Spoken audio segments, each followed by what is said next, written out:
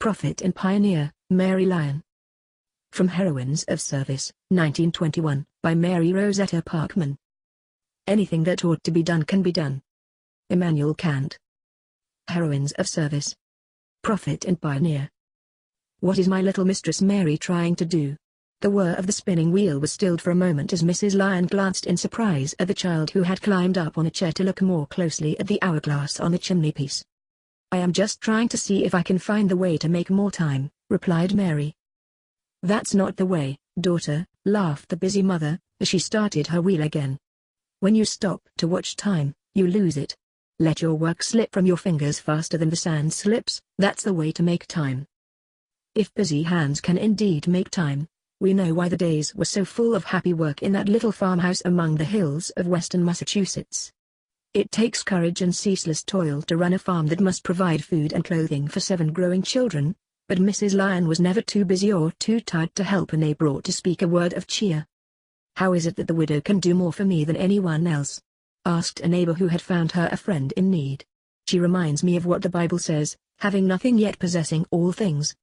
There she is left without a husband to fend for her and the children, so that it's work, work, work for them all from morning till night, and yet they're always happy. You would think the children liked nothing better than doing chores." "How is it that the harder a thing is the more you seem to like it, Mary?" asked her seatmate in the district school, looking wonderingly at the girl whose eyes always brightened and snapped when the arithmetic problems were long and hard. "Oh, it's lots more fun climbing than just going along on the level," replied Mary. "You feel so much more alive. I'll tell you what to do when a thing seems hard, like a steep, steep hill, you know. Say to yourself, 'Some people may call you difficulty, old hill, but I know that your name is opportunity. You're here just to prove that I can do something worthwhile.' Then the climbing is the best fun, really. It is a happy thing to be born among the hills. Wherever one looks there is something to whisper. There is no joy like climbing. Besides, the sun stays longer on the summit, and beyond the hilltops is a larger, brighter world." Perhaps it was the fresh breath of the hills that gave Mary Lyon her glowing cheeks, as the joy of climbing brought the dancing lights into her clear blue eyes. The changing seasons march over the hills in a glorious pageant of color, from the tender veiling green of young April to the purple mists and red and gold splendor of Indian summer. Every day had the thrill of new adventure to Mary Lyon, but perhaps she loved the mellow October days best. "They have all the glowing memory of the past summer and the promise of the spring to come," she used to say. How could one who had, through the weeks of growing things, worked together with rain and sunshine and generous earth for the harvest but feel the happy possession of all the year at the time when she saw bins overflowing with brown potatoes, yellow corn, and other gifts of fields and orchard? She could never doubt that, given the waiting earth and faithful labor, the harvest was sure. Duties and difficulties were always opportunities for higher endeavor and happier achievement. There was no play in Mary Lyon's childhood except the play that a healthy, active child may find in varied, healthful work done with a light heart. There was joy in rising before the sun was up, to pick weeds in the dewy garden, to feed the patient creatures in the barn, and to make butter in a cool spring house. Sometimes one could meet the sunrise on the hilltop, when it happened to be one's turn to bring wood to the dwindling pile by the kitchen door. Then there was the baking, golden brown loaves of bread and tempting apple pies. When the morning mists had quite disappeared from the face of the hills, the blue smoke had ceased to rise from the chimney of the little farmhouse. Then was the time to sit beside mother and knit or weave, sew or mend, the garments that were homemade, beginning with the moment when the wool, sheared from their own sheep, was carded and spun into thread. For holidays, there were the exciting mornings when they made soap and candles, or the afternoons when they gathered together in the barn for a husking bee. Beauty walked with toil, however, about that farm in the hills. Mary had time to lift up her eyes to the glory of the changing sky and to tend the pinks and peonies that throve nowhere so happily as in her mother's old-fashioned garden. "May I plant this bush in the corner with your roses?" asked a neighbor one day. "It is a rare plant of rare virtue, and I know that in your garden it cannot die." As the labor of her hands prospered, as her garden posies blossomed, so the wings of Mary Lyon's spirit grew. No matter how shut in the present seemed, no hope nor dream for the future died in her heart as the days went by. Her plans only took deeper and deeper root as she worked and waited patiently for the time of flowers and fruit. There were few books to be had, but these yielded her of their best. There was opportunity for but few scattered terms in distant district schools, but she learned them more than the teachers taught. "Anything is interesting when you realize that it is important," she used to say. and to Mary everything was important that was real. She learned not only from books, but from work, from people, from nature, and from every bit of stray circumstance that came her way. It is said that when the first brick house was built in the village she made a point of learning how to make bricks, turning them up, piling them on the wheelbarrow, and putting them in the kiln. She was always hungry to know and to do, and the harder a thing was the more she seemed to like it. Climbing was ever more fun than trudging along on the level. The years brought changes to the home farm. The older sisters married and went to homes of their own. When Mary was 13 her mother married again and went away with the younger children, leaving her to keep house for the only brother, who had from early childhood been her best comrade. The $1 a week given her for her work was saved to pay for a term in the neighboring academy. She also taught in a district school for a while, receiving 75 cents a week and board. The 19-year-old girl who appeared one day at the Ashfield Academy somehow drew all eyes to her. Her blue homespun dress, with running strings at neck and waist, was queer and shapeless, even judged by village standards in the New England of. Her movements were impulsive and ungainly and her gait awkward. But it was not the crudity, but the power, of the newcomer that impressed people. Squire White's gentle daughter, the slender, graceful Amanda, gave the loyalty of her best friendship to this interesting and enthusiastic schoolmate from the hill farm. "She is more alive than anyone I know, father," said the girl, in explanation of her preference. "You never see her odd dress and sudden ways when once you have looked into her face and talked to her. Her face seems lighted from within. It isn't just her bright color and red gold curls. It isn't even her merry laugh. I can't explain what I mean, but it seems as if her life touches mine, and it's such a big, warm, beautiful life." The traditions of this New England village long kept the memory of her first recitation. On Friday she had been given the first lesson of Adams's Latin grammar to commit to memory. When she was called up early Monday afternoon, she began to recite fluently declensions and conjugations without pause, until, as the daylight waned, the whole of the Latin grammar passed in review before the speechless teacher and dazzled, admiring pupils. "How did you ever do it? How could your head hold it all?" demanded Amanda, with a gasp, as they walked home together. "Well, really, I'll have to own up," said Mary, with some reluctance. "I studied all day Sunday. It wasn't so very hard, though. I soon saw where the changes in the conjugations came in, and the rules of syntax are very much like English grammar." Studying was never hard work to Mary, because she could at a moment's notice put all her attention on the thing at hand. Her busy childhood had taught her to attack a task at once, while others were frequently spending their time thinking and talking about doing it. No one could study like Mary Lyon, and no one could clean the schoolroom with such dispatch, said one of her classmates. It seemed as if she never knew what it was to be tired. She appeared to have a boundless store of strength and enthusiasm, as if, through all her growing years, she had made over into the very fiber of her being the energy of the life-giving sunshine and the patience of the enduring hills. Time must be used wisely when all one's little hoard of savings will only pay for the tuition of one precious term. Her board was paid with 2 coverlets, spun, dyed, and woven by her own hands. "They should prove satisfactory covers," she said merrily, "for they have covered all my needs." On the day when she thought she must bid farewell to Ashfield Academy the trustees voted her free tuition, a gift which, as pupil-teacher, she did her best to repay. The hospitable doors of Squire White's dignified residence were thrown open to his daughter's chosen friend, and in this second home she readily absorbed the ways of gracious living, the niceties and refinements of dress and manners for which there had been no time in the busy farmhouse.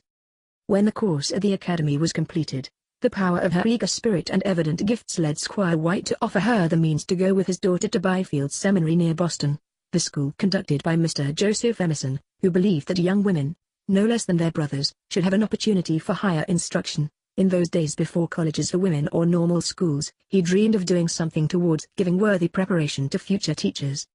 It was through the teaching and inspiration of this cultured Harvard scholar and large-hearted man that Mary Lyon learned to know the meaning of life, and to understand aright the longings of her own soul.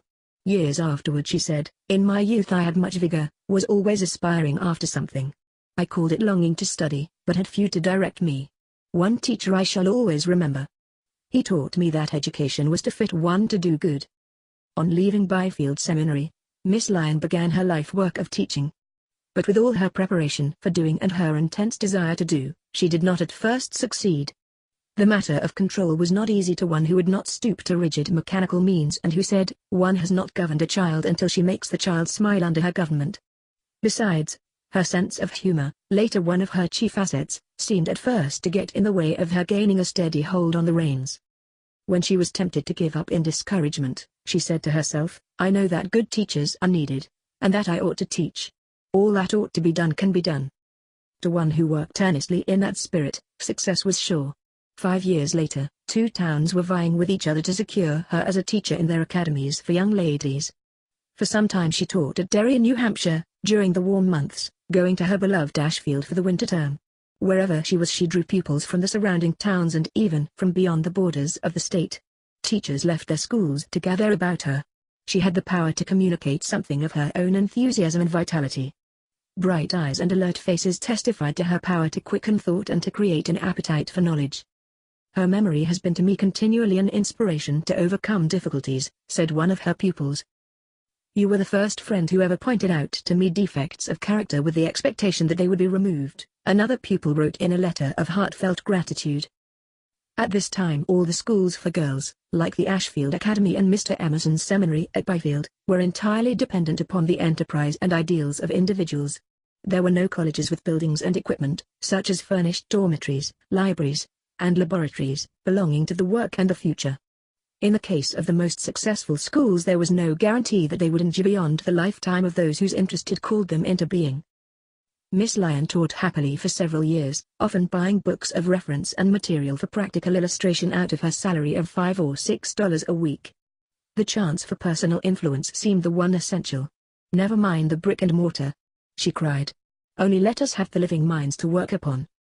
As experience came with the years, however, as she saw schools where 100 young women were crowded into one room without blackboards, globes, maps, and other necessaries of instruction, she realized that something must be done to secure higher schools for girls, that would have the requisite material equipment for the present and security for the future. "We must provide a college for young women on the same conditions as those for men, with publicly owned buildings and fixed standards of work," she said. This idea could appeal to most people of that day only as a strange, extravagant, and dangerous notion. Harvard and Yale existed to prepare men to be ministers, doctors, and lawyers. Did women expect to thrust themselves into the professions? Why should they want the learning of men? It could do nothing but make them unfit for their proper life in the home. Who had ever heard of a college for girls? What is unheard of is to most people manifestly absurd. To Mary Lyon, however, difficulties were opportunities for truer effort and greater service. She had, besides, a faith in a higher power, in a divine builder of houses not made with hands, which led her to say with unshaken confidence, "All that ought to be done can be done." Mary Lyon Chapel and Administration Hall. It was as if she were able to look into the future and see the way time would sift the works of the present. Those who looked into her earnest blue eyes, bright with courage, deep with understanding, could not but feel that she had the prophet's vision. It was as if she had power to divine the difference between the difficult and the impossible, and, knowing that, her faith in the happy outcome of her work was founded on a rock. It took this faith and hope, together with an unfailing charity for the lack of vision in others and an ever-present sense of humor, to carry Mary Lyon through the task to which she now set herself. She was determined to open people's eyes to the need of giving girls a chance for a training that would fit them for more useful living by making them better teachers, wiser homemakers, and, in their own right, happier human beings. She must not only convince the conservative men and women of her day that education could do these things, but she must make that conviction so strong that they would be willing to give of their hard-earned substance to help along the good work. Those were not the days of large fortunes. Miss Lyon could not depend upon winning the interest of a few powerful benefactors. She must enlist the support of the many who would be willing to share their little.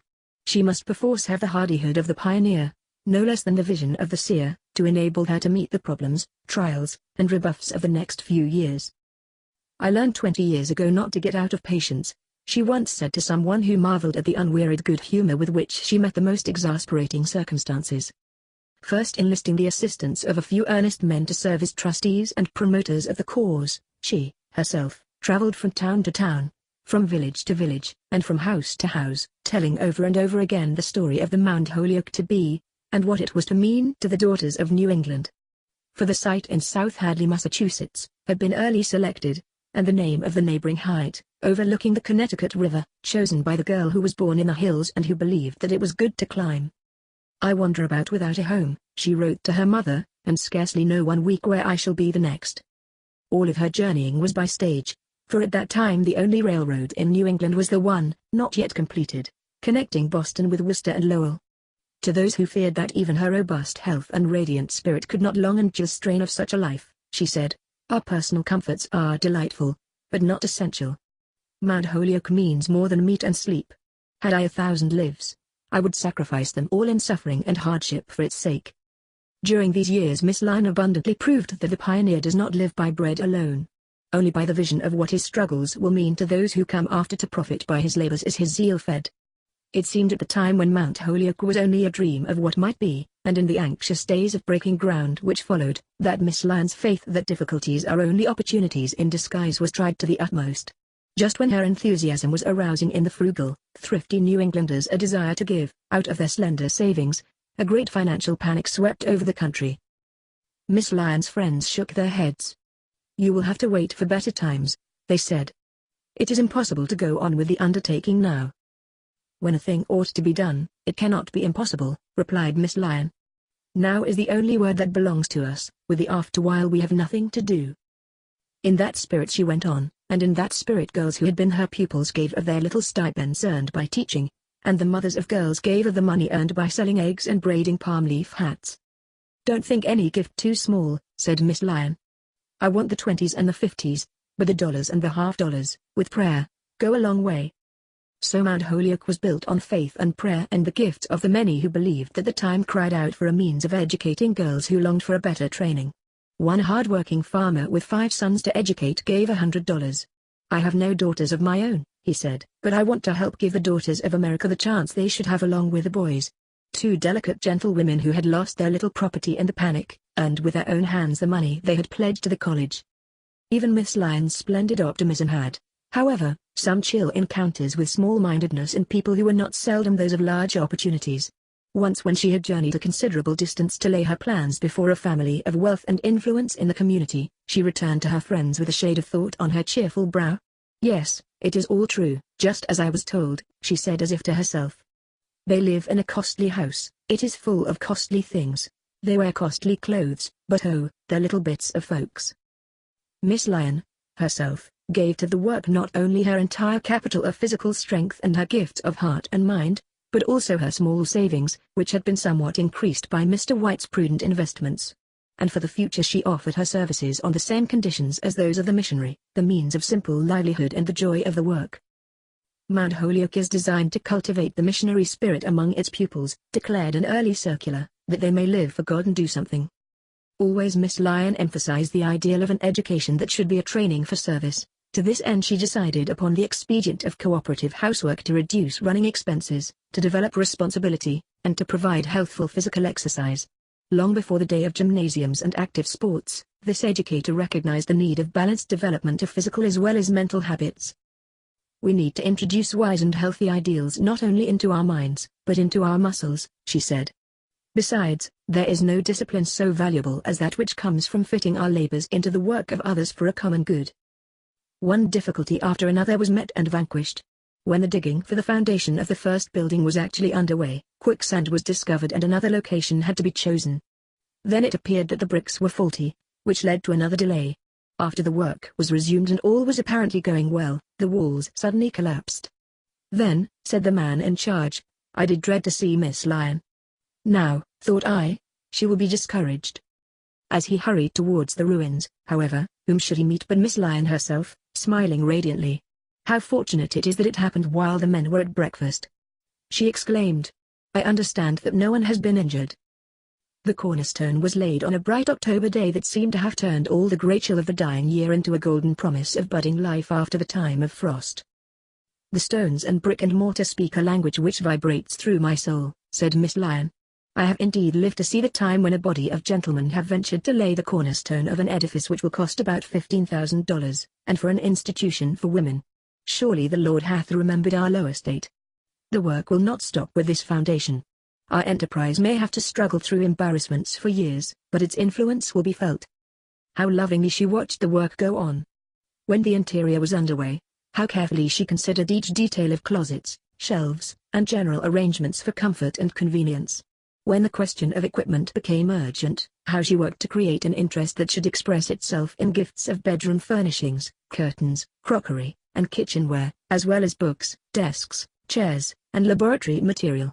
All sorts and conditions of contributions and donations were welcomed.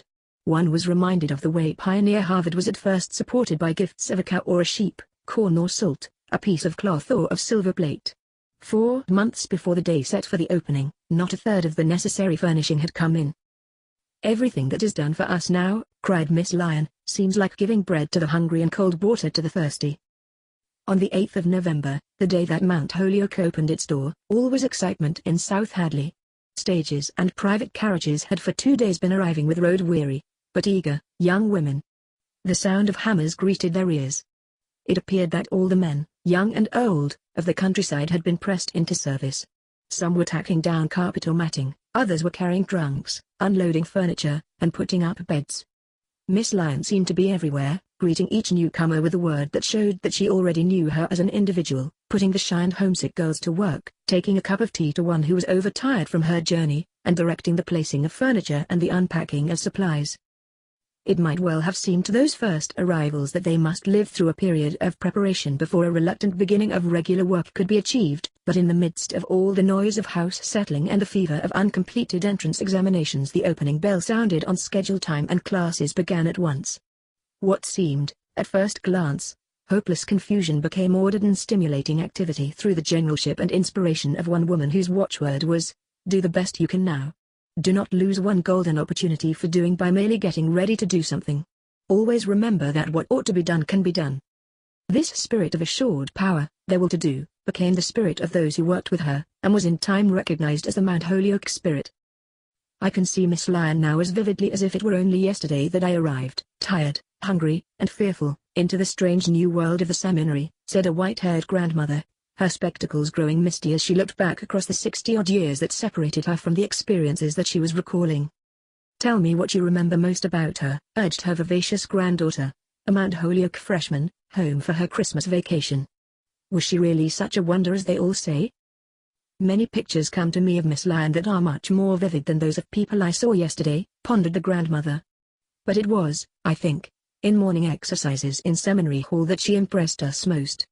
Those who listened to her earnest words and looked into her face alight with feeling could not but remember. Her large blue eyes looked down upon us as if she held us all in her heart. What was the secret of her power? My dear, she was power. All that she taught, she was. And so all her words awakened, her example, the life-giving touch of her life, gave power to do and to endure." The young girl's bright face was turned thoughtfully towards the fire, but the light that shone in her eyes was more than the reflected glow from the cheerful logs. "It is good to think that a woman can live like that in her work," she ventured softly. The grandmother's face showed an answering glow. "There are some things that cannot grow old and die," she said. "One of them is a spirit like Mary Lyon's. When they told us that she had died, we knew that only her bodily presence had been removed. She still lived in our midst. We heard the ring of her voice in the words we read, in the words our hearts told us she would say, we even heard the ring of her laugh. And today you may be sure that the woman pioneer who had the faith to plant the first college for women in America, lives by that faith, not only in her own Mount Holyoke, but in the larger lives of all the women who have profited by her labors.